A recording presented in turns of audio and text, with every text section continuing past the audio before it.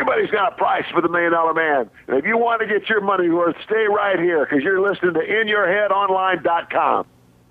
All right, we're back here at In Your Head, and we're joined by third time In Your Head guest, Mario Mancini. How you guys doing tonight? Doing very well. That's good. Just imagine the chat room applauding after we said that you were back. Yeah, I can hear it from here. Exactly. We'll let everybody know, of course, New England FanFest and the Hall of Fame coming up June 27th at the Rhode Island Convention Center. You get all the information at newenglandfanfest.com. There's a link right on the website, so it's easy. You can click on it and find out all about it.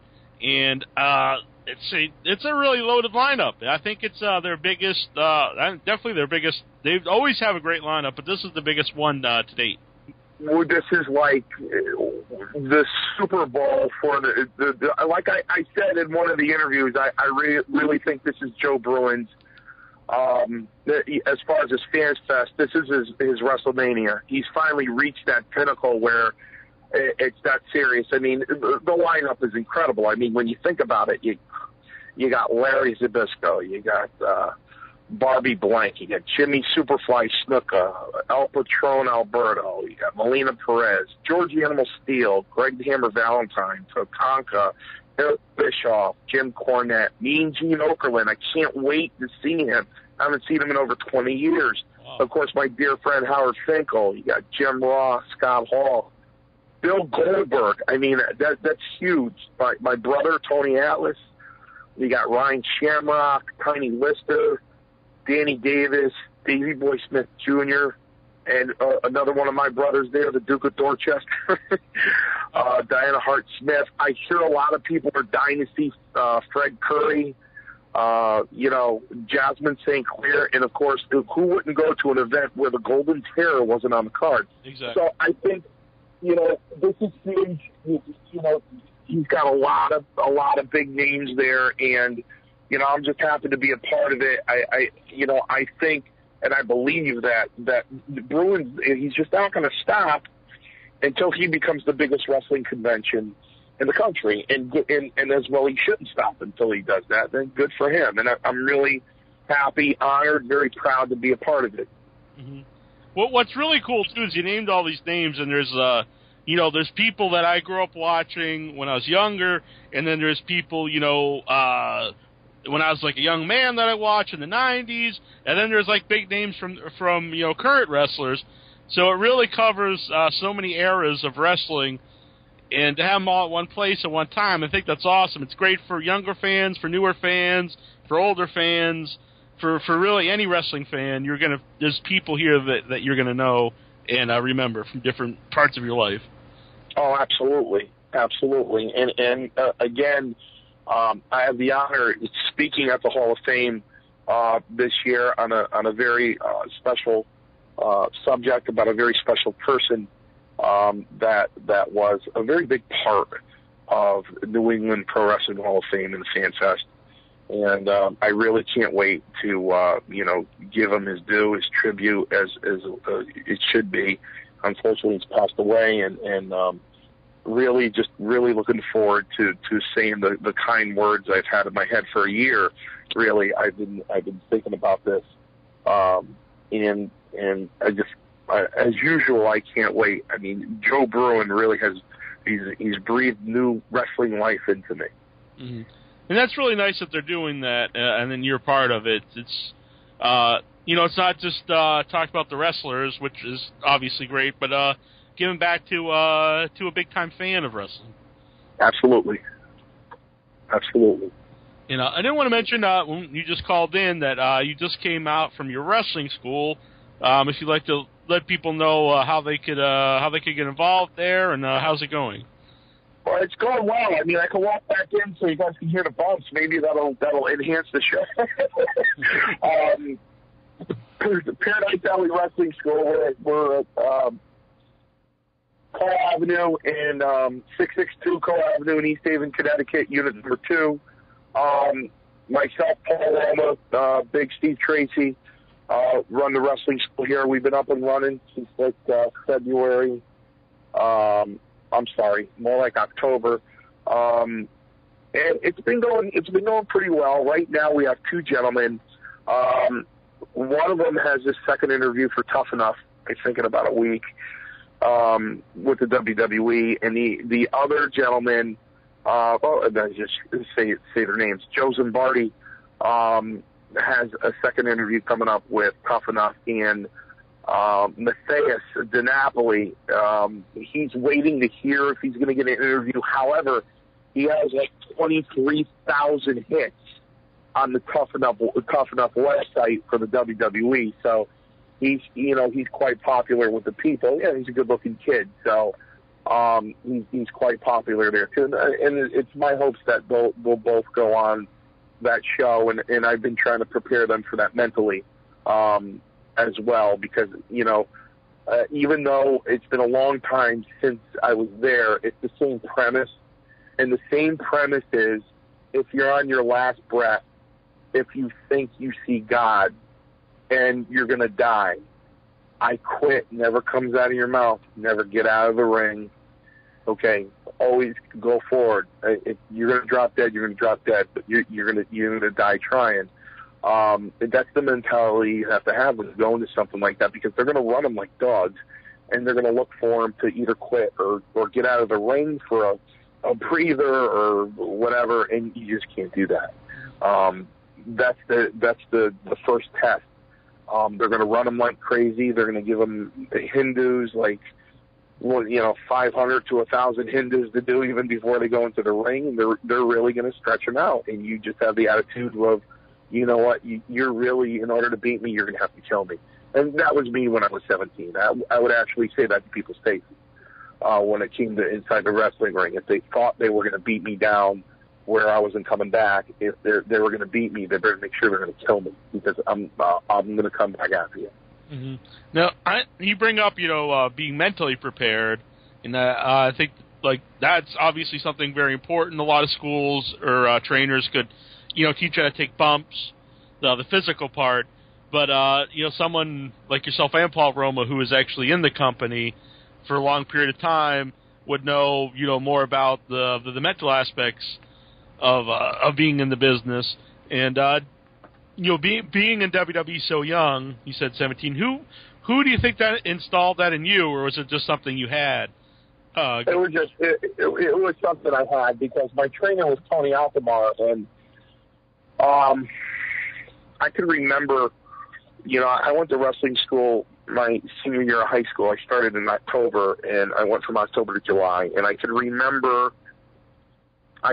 it being really hot in June and May, and we called a spot where I had a headlock on someone, and the spot was they picked me up almost like they were going to give me back suplex, but instead of back suplex, I started kicking my legs up and down, and then I would kick them down into a headlock. It was almost like a swooping headlock takedown. And, we were sweating so much, my arm slipped off his head, and I went face first into the canvas, and I had cut my upper cheek, my cheekbone, where my cheekbone is, and blood was coming down my face, and Altomar goes, get out of the ring.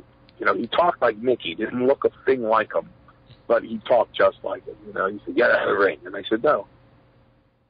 And he said, you're bleeding, get out of the ring. And I said, no, I'm going to continue the match. He's like, no, get out of the ring. And I said, no. And he looked at the other two guys outside and the guy I was working with in the ring and said, go in there and get him out. And I went to the corner and I grabbed onto the ropes, and I wouldn't let go. They had me by the feet, trying to stretch me out, and I wouldn't let go. This is a true story. I wouldn't let go of the ropes, and one of them bit my hand, and I had to let go. And I had, when I was outside the ring, when two other wrestlers were in the ring in the wrestling school, I would circle the ring like a vulture. I would just keep walking and circling the ring, and then he'd go, all right, kid, get in there. And I'd hop right in there. It was my life. It was everything to me. I woke up to it. I thought about it all day, and I dreamed about it. It was my entire life. Mm-hmm. Nope. Did you have that in anything else? Did you have that mentality of? Yes. Yeah. Yeah, I did. Listen. Listen, I wanted to go to law school around me in my home state somewhere. I knew I wasn't going to Yale. It took too many bumps to go to Yale. So, you know, I wanted to go to Quinnipiac. I couldn't get in. And then I went a little more out, and I tried to get into Pace in New York and the Bronx. I couldn't get in there. And then I tried to get into Roger Williams in Rhode Island, and I couldn't get in there. And finally, I found the Massachusetts School of Law in Andover, Massachusetts, 2.5 hours away, stone's throw from New Hampshire. It's 160 miles one way, obviously 320 miles round trip. And it was very difficult for me. And it took me 7 years to get through law school. I took the bar exam 5 times. And after I failed it the 4th time, you know, people were they were cheering me on, but after I failed it the 4th time, they were kind of, you know, doing that kind of side look of, this guy, I don't know. And finally somebody said, listen, why don't you give it up? I go, wrong guy. You got the wrong guy. And they're like, you know, you've taken it 4 times. And I said, I'll take it 40. You know, even the people at law school, they're like, look, you just live too far. It's just too hard. You're holding down a job. You're a single father. You know, you're trying to pull off the impossible. I said, not the first time. Not the first time. And when I left law school on an academic probation, and they took me back, I wrote the admissions committee every week. Every single week I sent them, like not every 2 weeks or 3 weeks, every week. So when they said, okay, all right, come back and give this another shot, I was walking through the library, and I kind of was just looking straight ahead. I wasn't looking to the right, and the dean was sitting on a table near a bookcase, and he called my name, and I walked over, and I said, Dean, did you just call me? He said, yes, I did. He goes, can I tell you something? I go, yeah. He goes, you're a tenacious son of a bitch. And I said, hey, Dean, did you ever see your big toe in front of your face?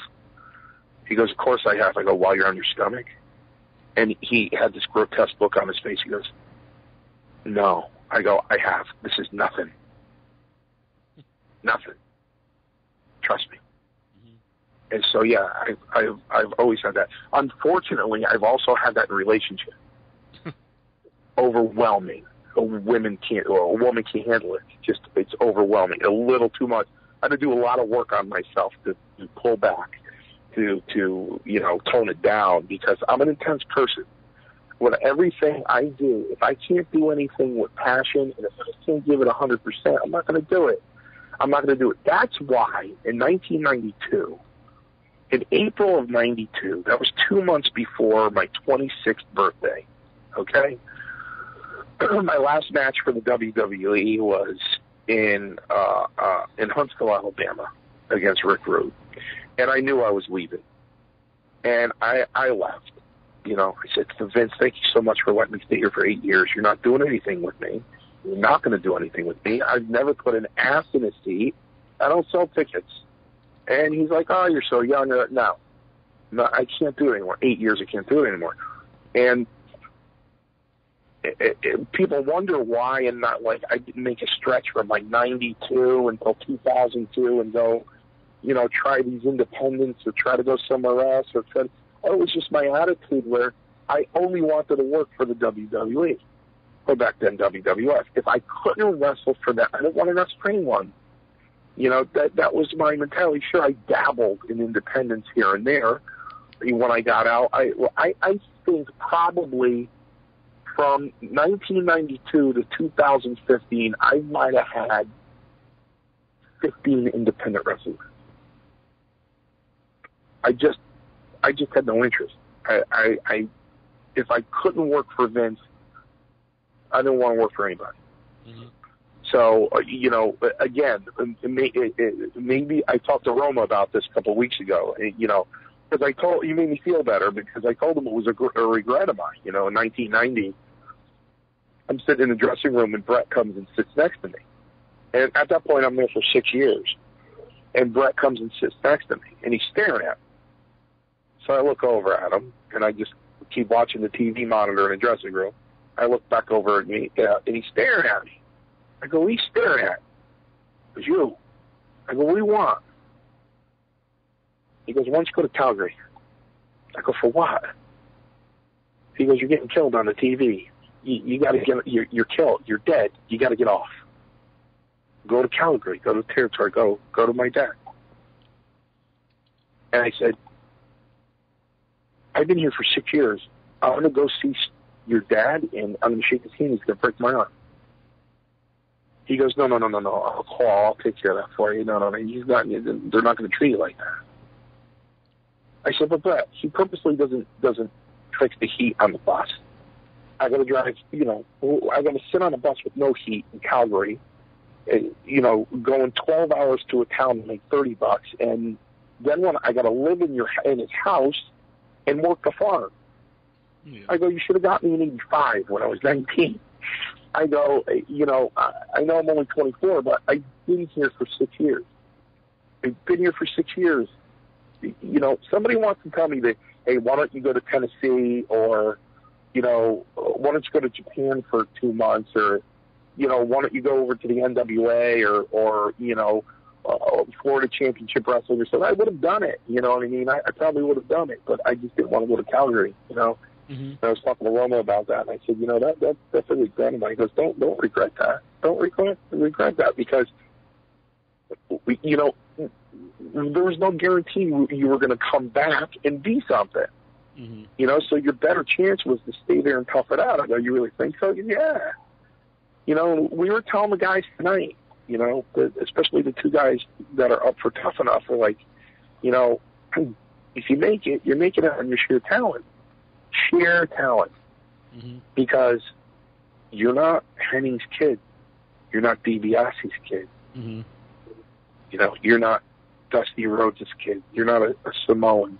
Yeah, Rotundo. You're making it on your sheer talent. And what looks like what it looks like what Triple H is doing, and he's really keeping it within the family here. Mm-hmm. You know what I mean? So, right down to, I don't know, Sheamus is his cousin. I don't know if that's a work or a shoot, but, that's what it's coming down to in the WWE. It's just one big happy family, and there's nothing wrong with that. Listen, I was a big proponent. It was me, Les Thornton, and David Sammartino in the car. They had come to my house to pick me up to go to start a tour. And Sammartino's in the back, and I'm looking at him going, you know what?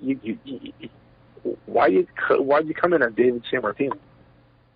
He goes, that's my name. I go, yeah. Now, you know what? I would have came in as Bruno Sammartino Jr.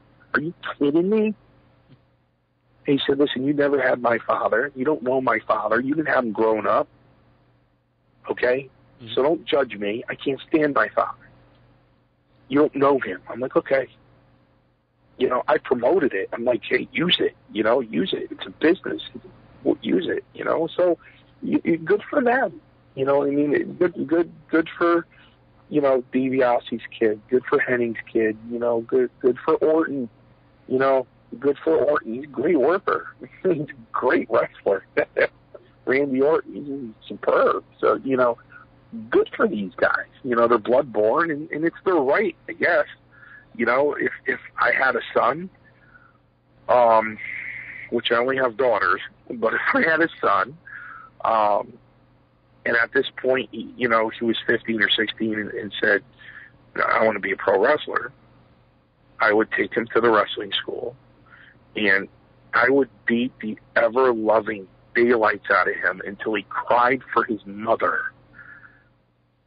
And that would be the end of that. I got nervous at one point in my daughter because, she's a chip off the old block.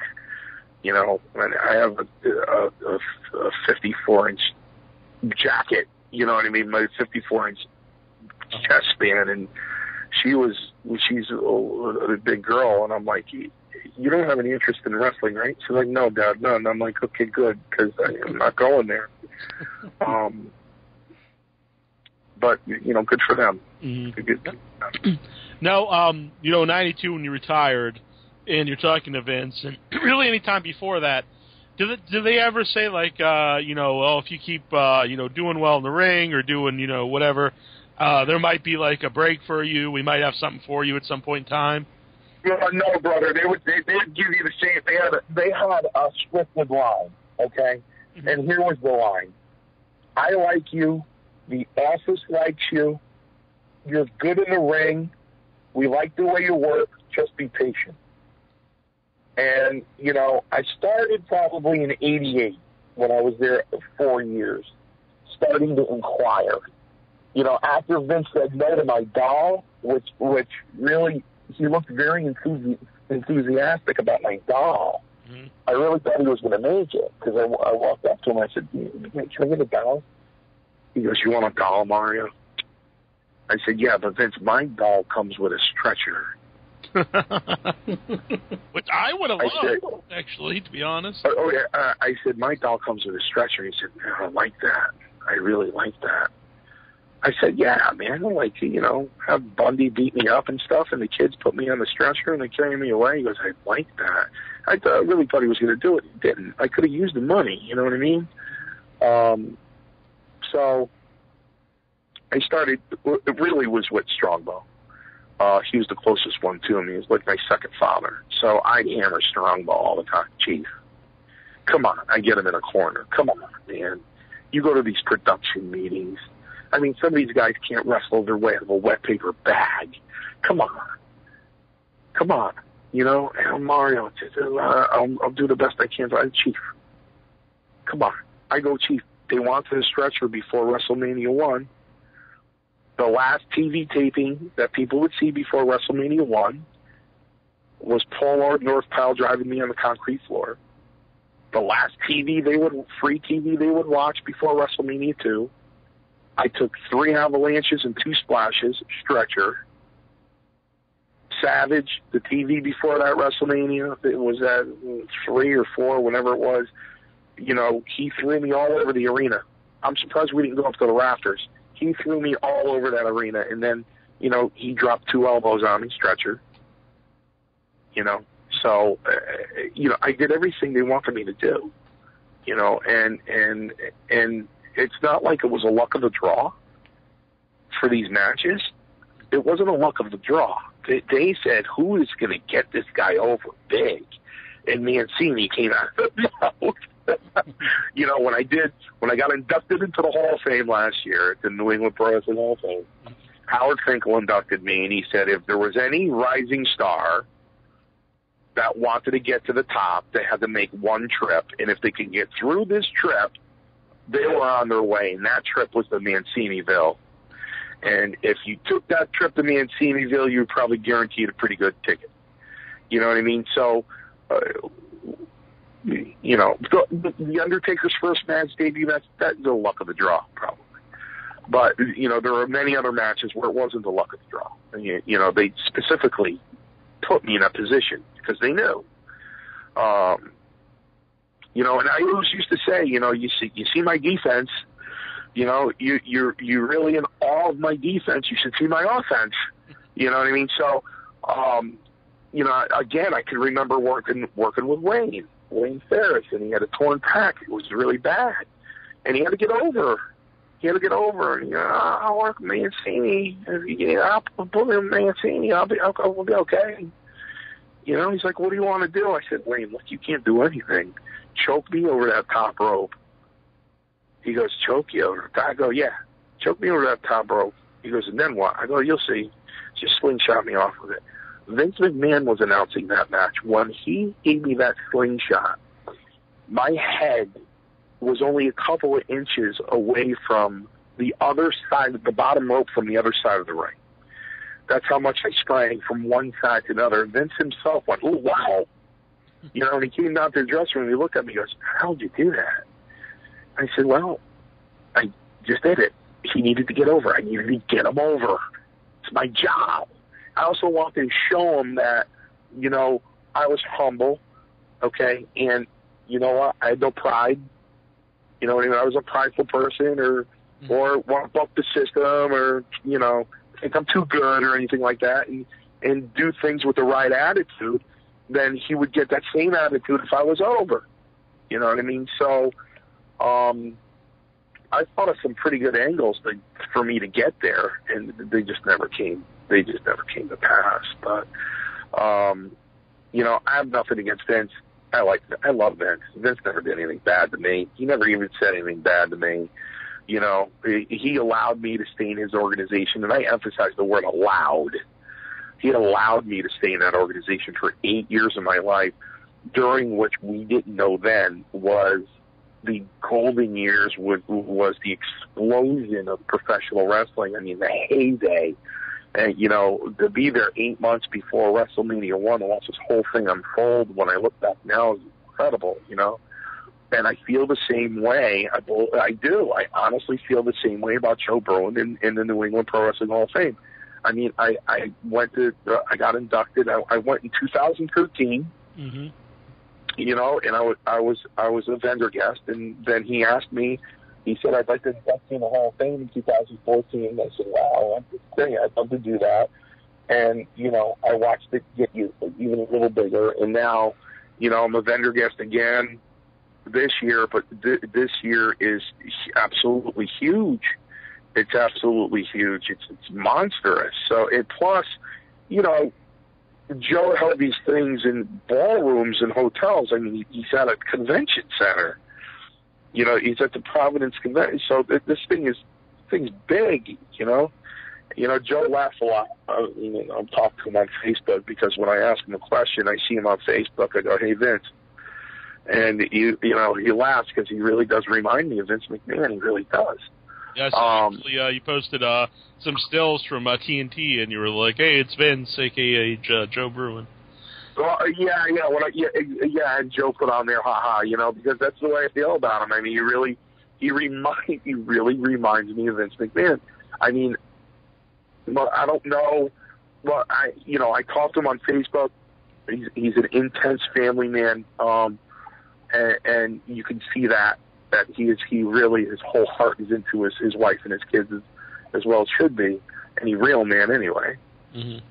But, you know, when it comes showtime, when I see him in 3 weeks, you know, he just really, with just those, you know, those eyebrows knitted and looking around and having stuff in his hand and, you know, walking here, walking there and making sure everything's going okay. And, you know, he just has that same kind of mentality. I mean, he's not talking much. He's just going around with that look. And that's what Vince used to do. Vince never said a lot, but he just, you know, looked around a lot and he observed everything, you know, and that's what Joe reminds me, you know. So, yeah, I call him Vince. So I said it once. I don't know if it was on your show or another show. He actually would have been an incredible attribute to Titan Sports at the time when it was Titan Sports, the WWF. He would have really been, even now in the WWE, if they took him in, you know, he would be an incredible asset to the company. He really would be. But, you know, he puts his whole heart and soul into this FanFest, and it shows. It's an incredible event. It's very professional. It's very impressive when you see it.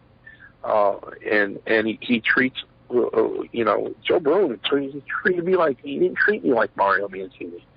Joe Bruin did not treat me like Mario Mancini. So Joe Bruin treated me like Hulk Hogan. Yeah. You know what I mean? He's just an incredible human being. He really is. He's a good guy. And the FanFest 5 is going to be an explosion. You know, I can't wait until the Hall of Fame Saturday night. And it's a great class of people being inducted into the Hall of Fame. And you know, I just take a trip back to the 80s when I go to the New England FanFest, and you know, I look forward to seeing, out of anybody there, Tony Atlas is the closest person to me. Mm-hmm. Of course, I can't wait to see Mean Gene and Finkel. Finkel's close to me too. But you know, Atlas and I, we've been on the road together and we've roomed together. you know, he's just Tony gets me every time. He's a barrel of laughs, you know. Now, I think either you need to come on one more time to tie Tony Atlas, or you guys have both been on 3 times on the show. But Tony Atlas is always one of our favorite guests here on the show. Well, yeah, Tony. Tony in his shoes. Yes. Have you ever? You had to see. Uh-huh. Oh, you had to see that live, brother. It really was. It's a sight. It's a sight, brother. You know, those eyes bend out, and he looks down. I go, "Hey, what's the matter?" Look at them shoes. Look at them shoes, brother. I picked Tony Atlas up at the airport. I picked Tony Atlas up at the airport once in New York, and we're going toward Bartow Avenue. We're going on 95 North. We head toward Connecticut and going on Bartow Avenue. Let me tell you something what Tony Atlas did for me. I never told this story on the air. This is the first time I ever told this story on the air because I just thought of it. It's a great, great story. And let me do this one first. So we're going. He goes, "Mario, you got to get off, man. You got to get off. I got to go to the bathroom." I said, "Okay." So I get off the highway, and there's this big Shell station off exit 11 on 95. The bar. You want me to go Shell? No. Go down here and take a left. I go down there and take a left. Then he goes, "Okay, go up there, take a right, then take another right, and then take a left." And I'm going, what bathroom is this guy looking for? So I end up pulling in right in front of a restaurant. So he goes in there, and I'm waiting for him about 20 minutes. I go, "What's the guy doing?" Huh? Comes back out with a 10, and he sits down in the passenger seat. I go, "Tom, did you go to the bathroom?" He goes, oh, yeah. I go, "What do you got there?" He goes, "Well, these people make the best oxtails in the Bronx." So I go, "Tom, you don't have to say I go to the bathroom. If you want the oxtails, I would have got off the highway so you can get some oxtails, you know." So we go into Milford, and I kind of marked for about 2 minutes because it was during the summer, it was during the week, and my father, my brothers, my whole family's working, and I'm like, too bad this wasn't a Saturday. Tony would have really enjoyed himself, or a Sunday, because sometimes I take the wrestlers from the wrestling school, and my father would cook out in the backyard. He'd feed them. I mean, they'd eat all day. So Tony goes, "I'm hungry." And we stopped at this Italian restaurant in Milford. And there was a waiter in there that when I went to Johnson Law High School, my freshman year of high school, he was a senior. And it was the kind of situation where I never spoke to him in my life. He just didn't like the look of my face. He just didn't like me. And I went on the wrestling team, and they paired me with him. And he just kept cross-facing me, and cross-facing me, and cross-facing me. And until my lips would bleed. And it would keep cross-facing me and cross-facing me. And that's fine, whatever. And then, but when we'd walk the hallways, you know, he would pick on me. You know, he'd really pick on me. So we go into this restaurant. The kid's a waiter. The kid that was a senior when I was a freshman, cross-faced me. He's the waiter. So now he comes and he brings us waters. He walks away, and I tell Atlas the whole story that I just told you. I just won't leave me alone. Now the waiter comes back. And Tony goes, "Oh, son, what's your name?" He goes, "Joe." Now I know he knows who I am. I know damn well. He's just not saying it. Mm-hmm. And Atlas goes, "You know Mario Mancini?" And he goes, "Yeah." He goes, "Oh." He goes, "And you're Tony Atlas?" He goes, "Yeah." "Mario's my brother. He's a really good wrestler, too. You ever see him wrestle?" He goes, "No." He goes, "You really should.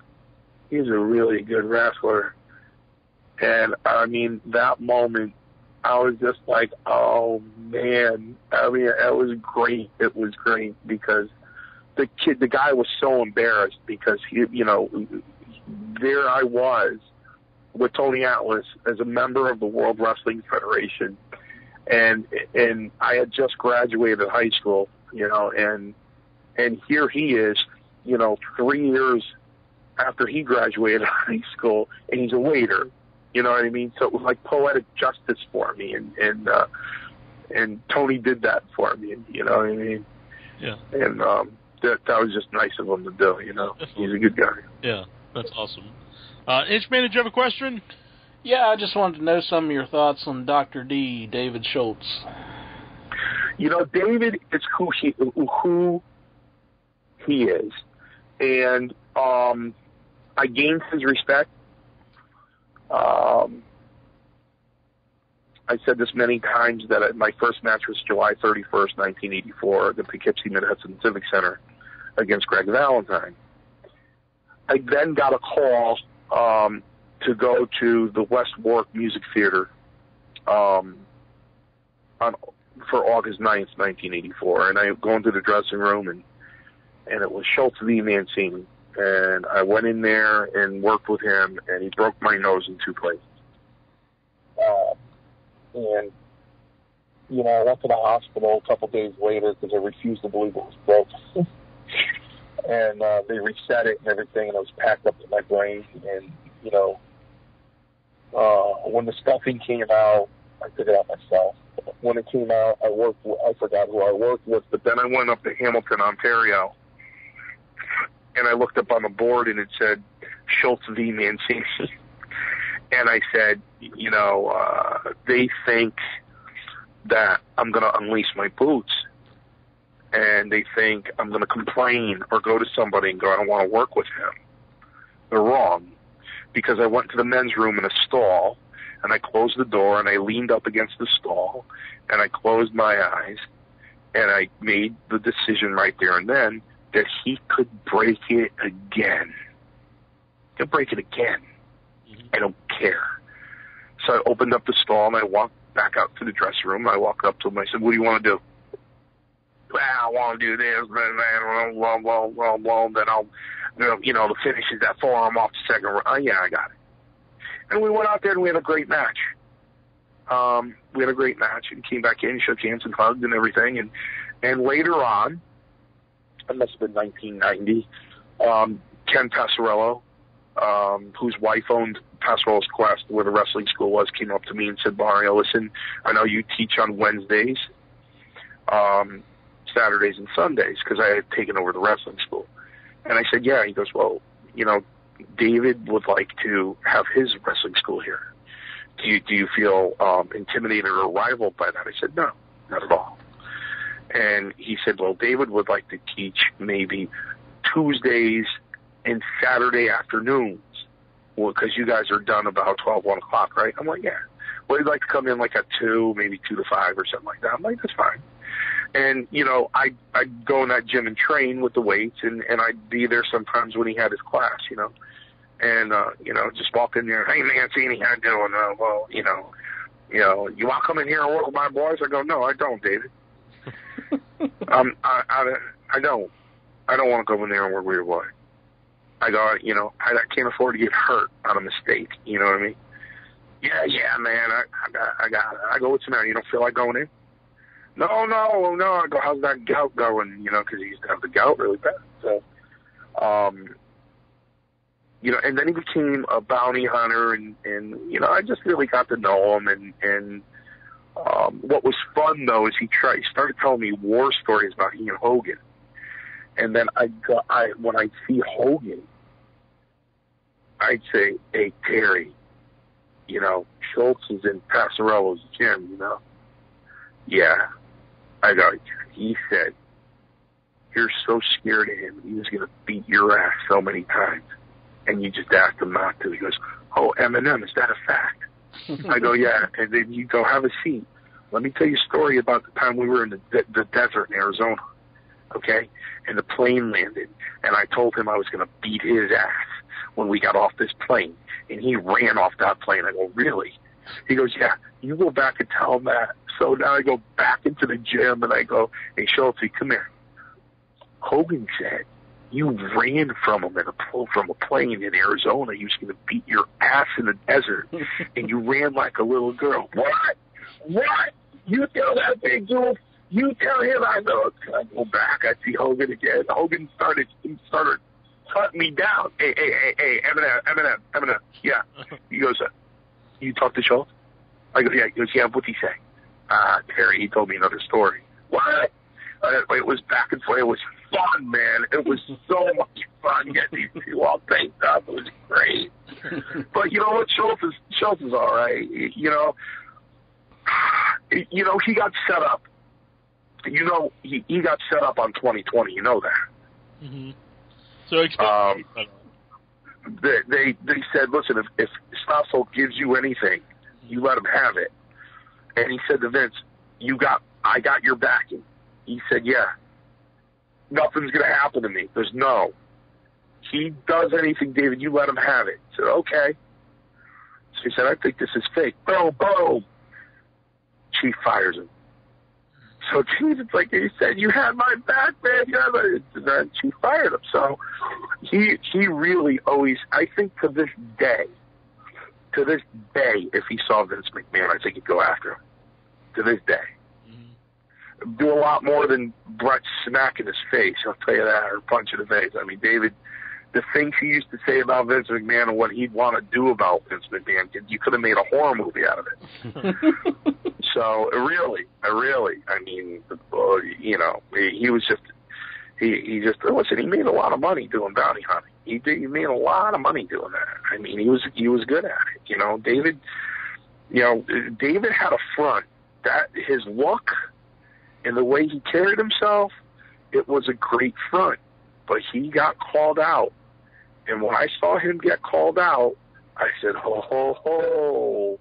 It was just like any other kind of, you know, schoolyard bully. You know, he was training these two guys. And I guess their gimmick was going to be the Twin Towers. These guys were like 6'4", 6'5" apiece.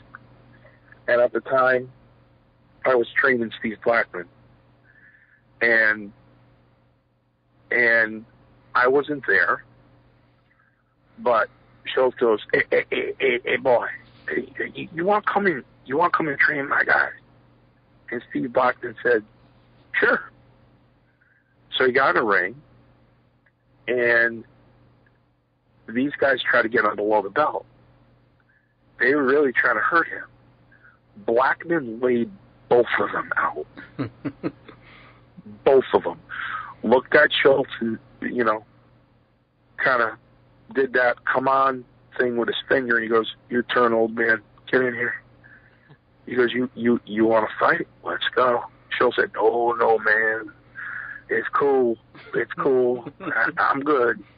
Oh, no, man, I'm good. Yeah, listen, you know, when you would teach a guy like Steve Blackman, very hyper individual, sweet as pie, gentleman, nice guy, hyper, extremely strong and agile. And you know, what he said, was that okay, Mario? I said, you just hit me a little too hard, that's all right. Don't worry about it. You know, when Steve Blackman hit you, you felt it. You felt it when he hit you. But you know what? Another tremendous human being. I mean, just a great guy and a good friend. Just a great individual. You know, he should have went a lot farther. He should have been a lot bigger as a name superstar. But, you know, I think it was when he was over in Japan, he got some sort of colitis or some intestinal disease that really almost killed him. And it took him a long time to come back from that. The only guy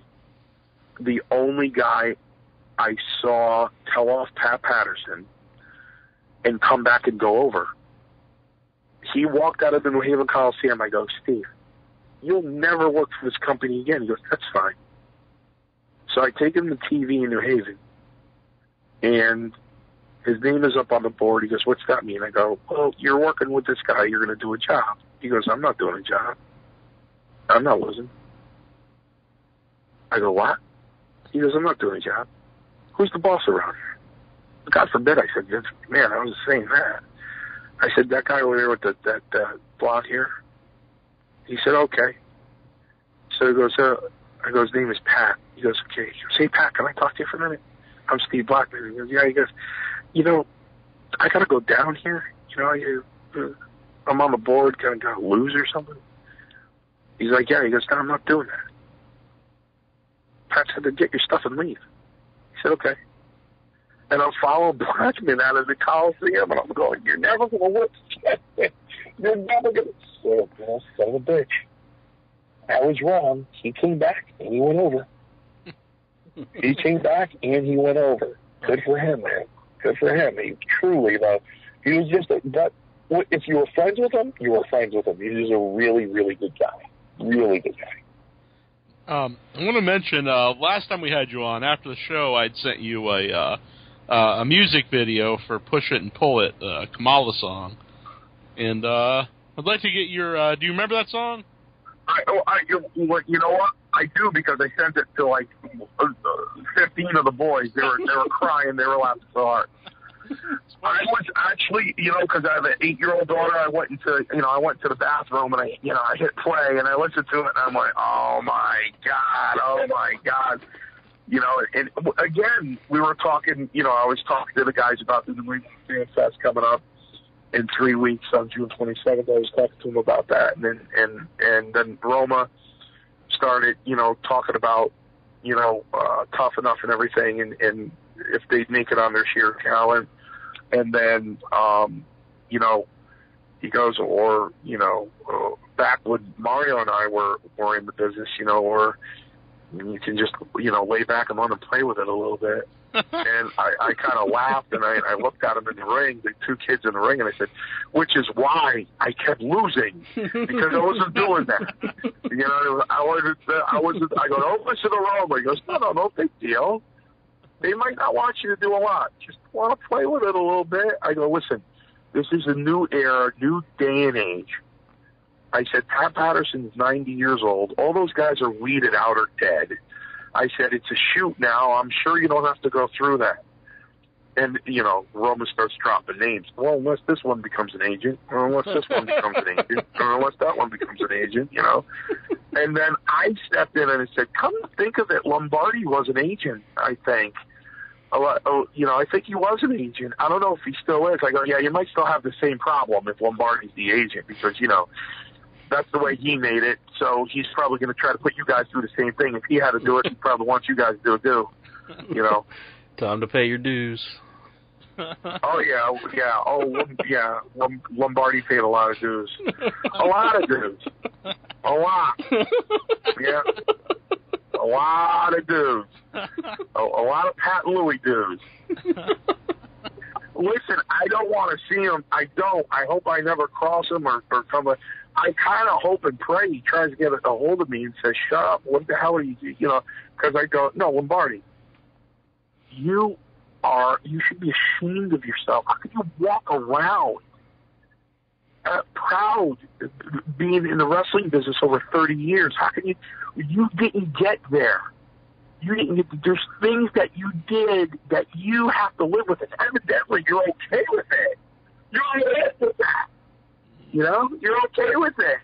You're the same guy who put the Burnham in the drink, all right, and the girl went out, and he had the girl, and the girl happened to be the daughter of the chief of police of the town, all right, to screams rape, and Vince has to pay the father $250,000 because Lombardi puts a gimmick in the drink, and Vince had to pay off the father $250,000 for it to go away, and Lombardi worked for free that year.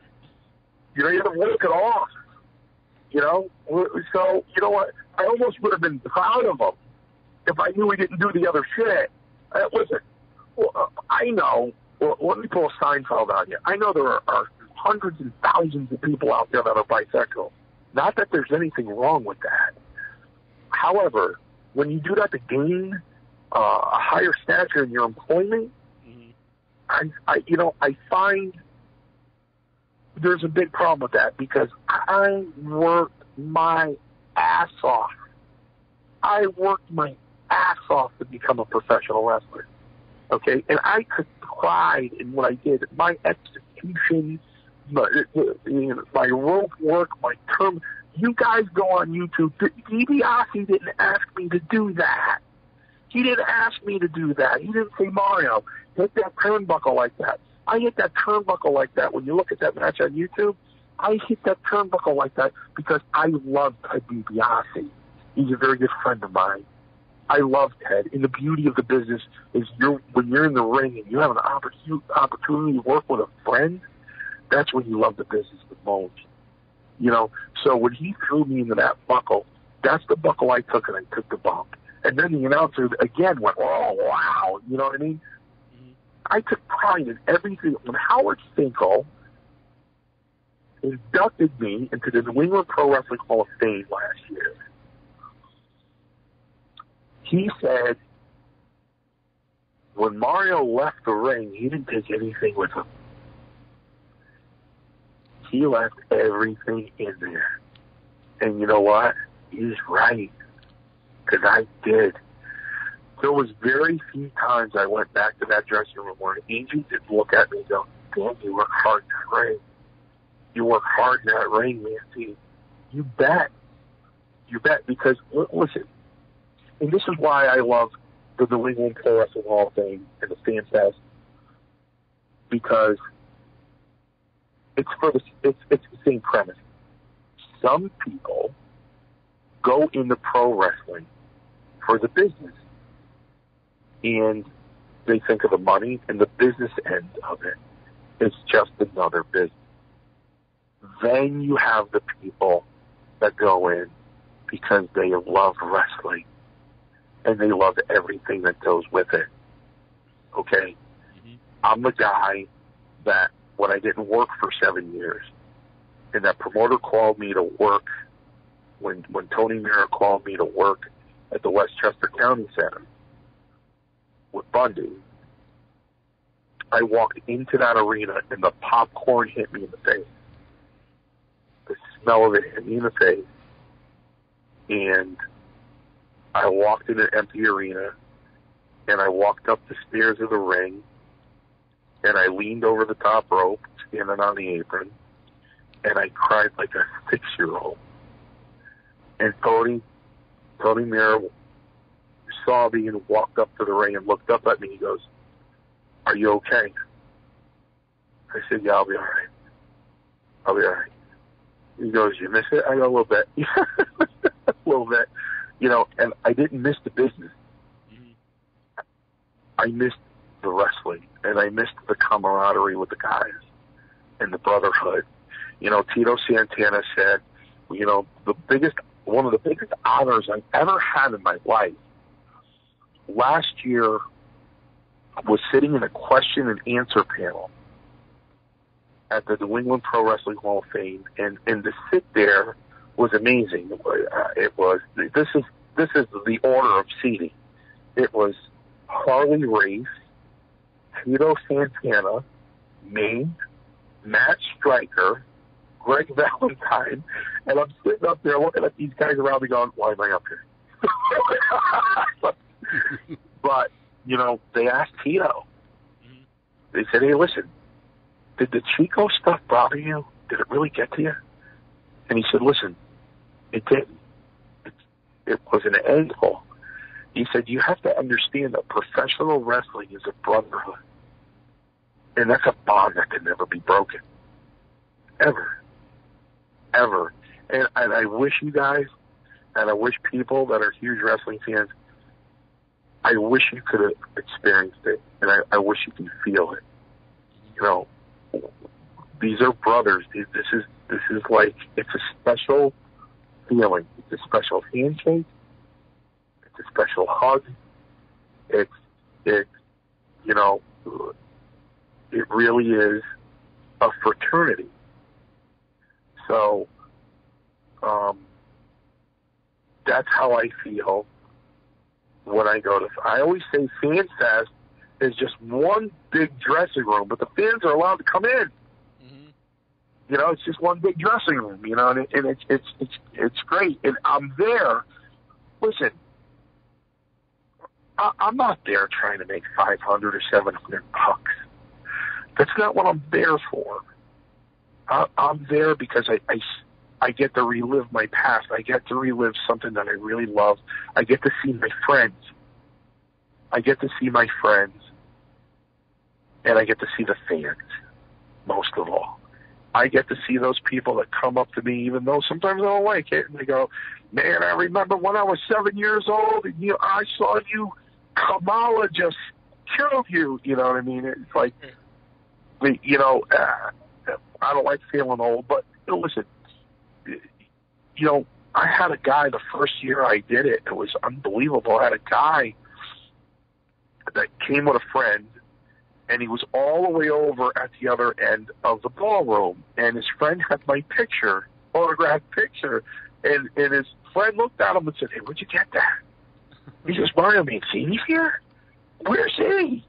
He said he's in the corner, right across diagonal in the corner.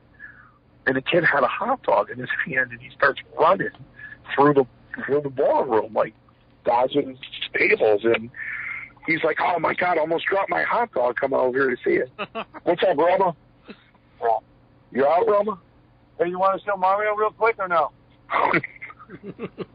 Yeah, well, we can wrap it up here if you guys get to go. We're going to be here for an hour. It's been great talking to Mario, and I'm sure we'll run into him again. And you guys can all meet Mario at the New England FanFest Hall of Fame and the FanFest June 27th, Rhode Island Convention Center, and you get all your information, newenglandfanfest.com. Hey, guys, I hope to see you guys there, and I'd really like to spend some time with you if we can. Definitely. We'd love to. All right, brother. It was a great call. Love doing your show. Thanks. We love having you on. All right, brother. Yeah. Good luck with the school. Hello, everybody. This is Tito Santana, and you're listening to InYourHeadOnline.com. Arriba!